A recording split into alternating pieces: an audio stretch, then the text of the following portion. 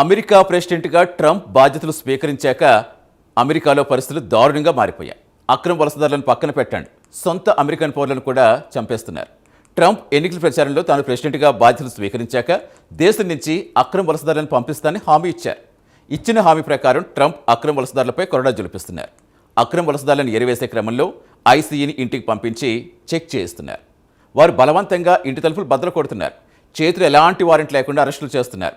అడ్డు వచ్చిన వారిని నిర్దాక్షిణ్యంగా కాల్చేస్తున్నారు. మినియాపోలిస్లో ఇలాంటివి 2 ఘటనలు జరిగాయి. దీంతో దేశవ్యాప్తంగా నిరసనలు మిన్నంటాయి. దీనికి ఎవరిని బాధ్యులు చేయకపోవటం విచారకరం. తాజాగా ఐసీఈ ఆగడాలపై తరలిస్తున్నామని చెప్పి ఇమిగ్రేషన్ అండ్ కస్టమ్స్ ఎన్ఫోర్స్మెంట్ లేదా ఐసీఈ ఏజెన్సీ ఎన్నో దురాఘాతాలకు పాల్పడుతోంది. కొత్త సంవత్సరం ప్రారంభంలోనే ఐసీఈ రక్తపాతం సృష్టించింది. అక్రమ వలసదారులను తరలిస్తున్నామని చెప్పి ఇంటింటికి వెళ్లి బలవంతంగా వారి ఇంటి తలుపులు బద్దలు కొడుతున్నారు. ఎలాంటి అరెస్టు వారెంట్ లేకుండా అరెస్ట్ చేసి డిటెన్షన్ సెంటర్లకు తరలిస్తున్నారు. 2 ఏళ్లు 5 ఏళ్ల పసిపిల్లలను తల్లిదండ్రులకు దూరం చేస్తున్నారు. వారిని మనోవేదనకు గురి చేస్తున్నారు. అడ్డు వచ్చిన వారిని నిర్దాక్షిణ్యంగా కాల్చి చంపుతున్నారు. ప్రజలను భయభ్రాంతులకు గురి చేస్తున్నారు. ఈ నెలలో 2 అమెరికన్ పౌరులను కాల్చి చంపింది ఐసీఈ. ఈ నెల 7న రెనీ నికోల్ గూడ్ అనే యువతిని, అలాగే ఈ నెల 24న అలెక్స్ ప్రిట్టి అనే 37 ఏళ్ల వ్యక్తిని అతి సమీపం నుంచి కాల్చి చంపింది. అయితే ఇక్కడ ఆశ్చర్యం కలిగించే అంశం ఏంటంటే వీరంతా స్థానిక అమెరికన్ పౌరులే. ఐసీఈ అధికారులు వీరిద్దరిని దారుణంగా కాల్చి చంపడంతో మొత్తం అమెరికా షాక్కు గురైంది. దీనికి బాధ్యులైన వారిని శిక్షించాలని దేశవ్యాప్తంగా నిరసనలు పెల్లుబికాయి. ప్రభుత్వం మాత్రం ఐసీఈని వెనకేసుకొస్తోంది. ఎలాంటి చర్యలు తీసుకోవడానికి నిరాకరిస్తోంది. ఇక అమెరికా ప్రెసిడెంట్గా ట్రంప్ అధికారంలోకి వచ్చిన తర్వాత ఆయన వాలకం చూస్తుంటే బ్రిటిష్ వారి తరహాలో విభజించు పాలించు సిద్ధాంతాన్ని అమలు చేస్తున్నట్లు ఉంది.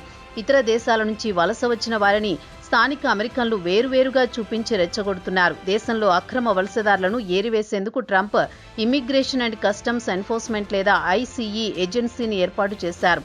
వీరిని దేశంలో అక్రమ వలసదారులను ఏరివేసేందుకు నియమించారు. వీరు ప్రజల పాలిట యమకింకరులుగా తయారయ్యారు. వీరికి ట్రంప్ విశేష అధికారాలు కట్టబెట్టారు. అక్రమ వలసదారులను ఏరివేసేందుకు వీరు ఇంటింటికి వెళుతున్నారు.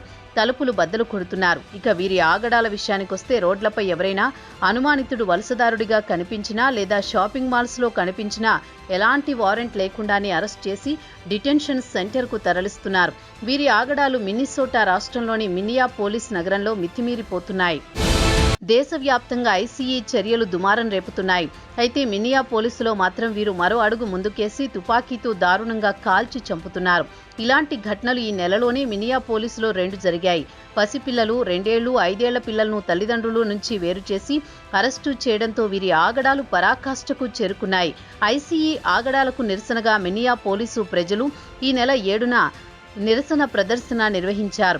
అదే సమయంలో అటు నుంచి నికోల్ గుడ్ అనే యువతి కారులో వెళుతున్నారు. అయితే ఐసీఈ అధికారులు ఎలాంటి కారణం చూపకుండా ఆ యువతిపై కాల్పులు జరిపారు. ఆ యువతి కారు పట్టుతప్పి నేరుగా అక్కడికి సమీపంలో ఉన్న స్తంభానికి గుద్దుకుని ప్రాణాలు వదిలింది. దీనికి ఐసీఈ అధికారుల వాదన విషయానికొస్తే ఆ యువతి తన కారుతో తమను గుద్ది చంపాలనుకుందని, అందుకే తమ ప్రాణాలు రక్షించుకోవడానికి కాల్చాల్సి వచ్చిందని వివరణ ఇచ్చుకున్నారు. ఆమె చేతిలో తుపాకీ ఉందని వాదిస్తుండగా ఆమె కుటుంబ సభ్యులు మాత్రం ఆమె వద్ద ఎలాంటి తుపాకీ లేదని చెబుతున్నారు. తీరా చూస్తే ఆమె అక్రమ వలసదారు కాదు, సొంత అమెరికా పౌరురాలే అని తేలింది. ఇక అమెరికాలో ఇలాంటి ఘటన ఈ నెల 24న చోటు చేసుకుంది. ఓ 37 ఏళ్ల వ్యక్తి ఇలానే దారుణంగా కాల్చి చంపారు. అతడి పేరు అలెక్స్ ప్రెట్టి. స్థానికంగా ఉండే ఆసుపత్రిలో ఆయన నర్సుగా పనిచేస్తున్నాడు. ఆయన చేసిన తప్పల్లా ఐసీఈ ఆగడాలకు వ్యతిరేకంగా నిరసనకారులతో కలిసి నిరసనలో పాల్గొనడమే. అంతే, ఐసీఈ అధికారులు అతన్ని ఈడ్చుకుని వచ్చి అతి సమీపం నుంచే కాల్చి చంపారు. అతడు కూడా అమెరికా పౌరుడే కావడం విశేషం. ఇక ట్రంప్ అడ్మినిస్ట్రేషన్ మాత్రం అలెక్స్ చేతిలో ఆయుధం ఉంది, అతడి వల్ల ప్రమాదం పొంచి ఉందని భావించి కాల్చి చంపాల్సి వచ్చిందని వివరణ ఇచ్చుకుంది. తీరా చూస్తే అతని చేతిలో ఉంది ఫోన్. అది ఆయుధం కాదని తెలిపోయింది. తీరా అతన్ని ఈడ్చుకురావడం, ఐసీఈ అధికారులు అడ్డు వచ్చిన వారిని పెప్పర్ స్ప్రేతో అడ్డుకోవడం జరిగింది. అలెక్స్ అధికారుల నుంచి తప్పించుకోవడానికి విఫలయత్నం చేశాడు. ఈ పెనుగులాటలో అలెక్స్ను కిందకు తోసి అత్యంత దారుణంగా కాల్చి చంపారు. ప్రస్తుతం ఈ వీడియోలు సోషల్ మీడియాలో తీవ్ర దుమారం రేపుతున్నాయి. పట్టపగలు ఒక అమెరికా పౌరుణ్ణి అమెరికాకు చెందిన ఐసీఈ అధికారులు చంపడం అత్యంత దారుణం. ఇది ఎక్కడో ఆఫ్ఘనిస్తాన్లోనో లేదా సూడాన్లో లేక ఇరాన్లో జరిగిన ఘటన కాదు. పక్కాగా ట్రంప్ పాలిస్తున్న అమెరికాలోనే. మరి ఇదే ట్రంప్ ఇరాన్లో ప్రజలు ఖమేనీకి వ్యతిరేకంగా నిరసనకు దిగితే నిరసనకారులపై అక్కడి ప్రభుత్వం ఉక్కుపాదం మోపితే నిరసనకారులకు మద్దతుగా మిలిటరీని పంపుతానని బెదిరించిన విషయం తెలిసిందే. అయితే ట్రంప్ అడ్మినిస్ట్రేషన్ వాదన విషయానికొస్తే నిరసనకారుల నుంచి తమని తాము రక్షించుకోవడానికి కాల్పులు జరపాల్సి వచ్చిందని వివరణ ఇచ్చుకుంది.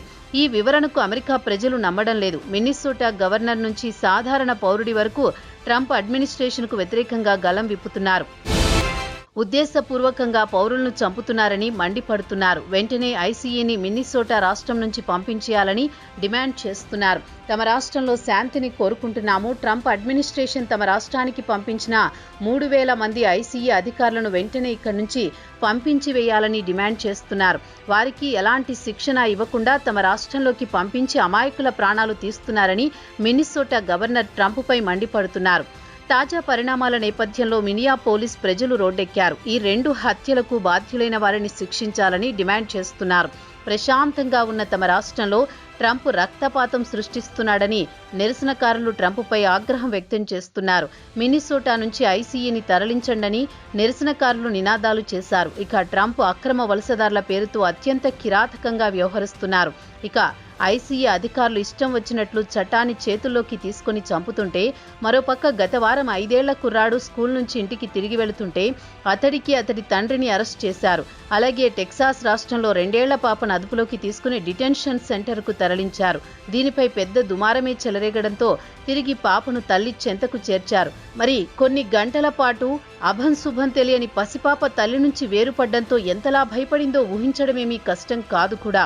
ఇక ఫాక్స్ 9 సమాచారం ప్రకారం ఈ నెలలోని ఐసీఈ ఏజెంట్లు 9 మంది పసిపిల్లలను అదుపులోకి తీసుకున్నట్లు వెల్లడించింది. దీని అర్థం ఏమిటంటే ట్రంప్ అడ్మినిస్ట్రేషన్ అక్రమ వలసదారులను భయపెట్టి భయభ్రాంతులకు గురిచేసి ఏదో ఒక విధంగా దేశం నుంచి పంపించేయాలనేది ప్రధాన ఉద్దేశంగా కనిపిస్తోంది. 5 ఏళ్ల పసిపిల్లల వల్ల దేశానికి ఎలాంటి హాని జరుగుతుందో ట్రంప్ చెప్పాల్సిందే. ఇక అమెరికాలో ట్రంప్ వచ్చిన తర్వాత అక్రమ వలసదారులను భయకంపితులను చేస్తున్నాడు. ఈ క్రమంలో తన సొంత ప్రజలని చంపుకుంటున్నాడు. ఇక ప్రపంచంలోని అత్యంత ప్రజాస్వామ్య దేశం మానవ హక్కులు కాపాడడంలో ముందుంటామని ఊకదంపుడు ఉపన్యాసాలిచ్చే అమెరికాలో ఇలాంటి ఘటనలు జరగడం దారుణం.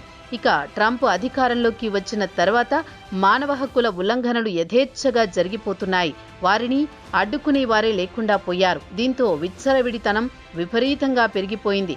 ఇదే ట్రంప్ ఇతర దేశాల్లో మానవ హక్కుల ఉల్లంఘనలు జరిగిపోతున్నాయంటూ ముసలి కన్నీరు కారుస్తాడా? అదే తన సొంత దేశంలో జరుగుతున్న దారుణాలు మాత్రం ఆయన కంటికి కనబడవు. అందుకే సలహాలు ఇవ్వడం తేలికే, వాటిని అమలు చేయడం కష్టం అన్న సూత్రం ట్రంప్ విషయంలో మరోమారు రుజువయ్యింది.